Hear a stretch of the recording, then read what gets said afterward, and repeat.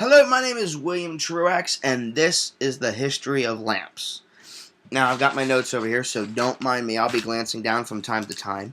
Now, Thomas Edison once said that genius is 99% perspiration and 1% inspiration.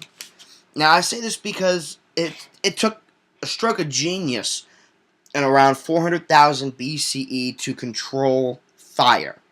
Well, not really control, but to harness that power.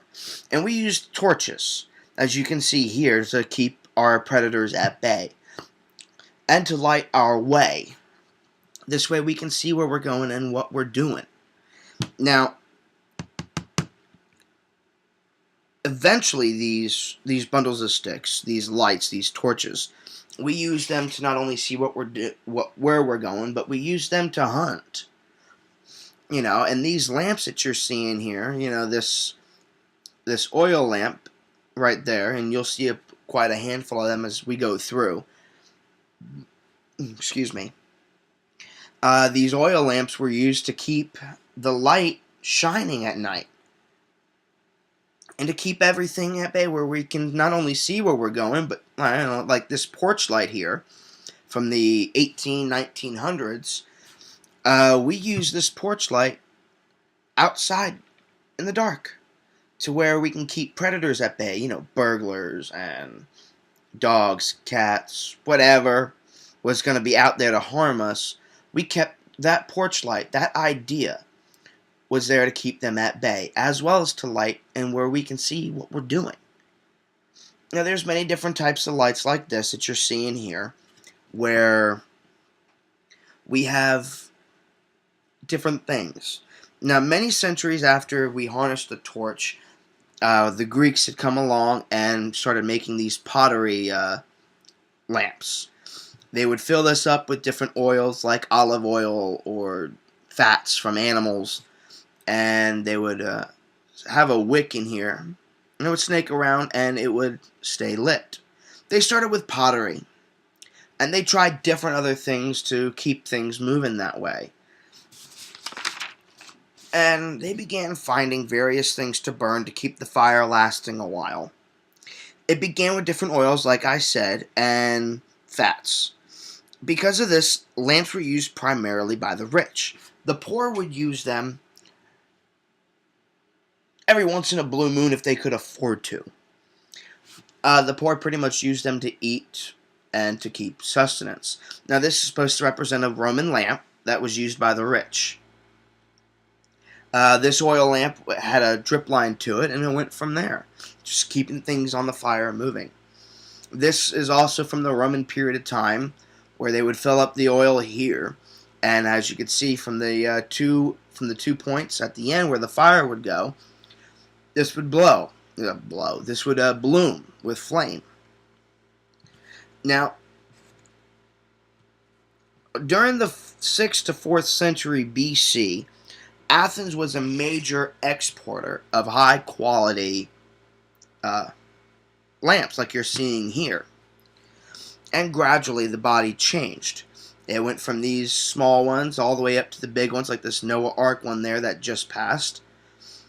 And they sent out these really high-quality lamps. And some on the side keeping oil. They would keep having a tube on top kept insects out, as well as made the light shine brighter through everything. And here's those tubes I was telling you about, right up top up here. And from there, the lamps changed slowly over the course of these years. Really slowly. They took their time from the 6th to 4th century all the way up to the 1800s. To where, Thomas Edison came in around 1879, I do believe, when he made the incandescent light bulb. Now, Thomas Edison battled with Nikola Tesla for a good period of time while he was making this. And, he put out different patents and different things, and he tried over 2,000 different ways to make a light bulb.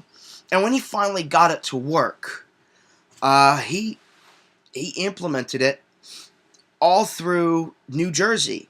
He made New Jersey look really good. And here's an example of the light bulb that he had made. And, it's not the exact light bulb, but I mean, it's a light bulb. He helped create the incandescent light bulb, and it went from there. But the original light bulbs lasted about 100 hours. And needless to say, the Wizard of Menlo made a major change on how lamps work. If it wasn't for the light bulb that he created, we would not have the style of lamps that we have, these electric lamps that use less power, that last for a long period of time, that we don't have to refill the oil on. And within 2 years, there were over 300 electrical power stations around New Jersey and the surrounding area that powered over 70,000 lamps. Over 70,000 light bulbs that were used in lamps that lasted 100 hours each. So his direct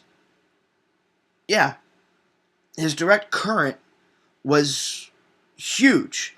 It strung a long ways, and it was able to do different things like power these light bulbs. Well, that's all I've got. Thank you very much. Have a great day.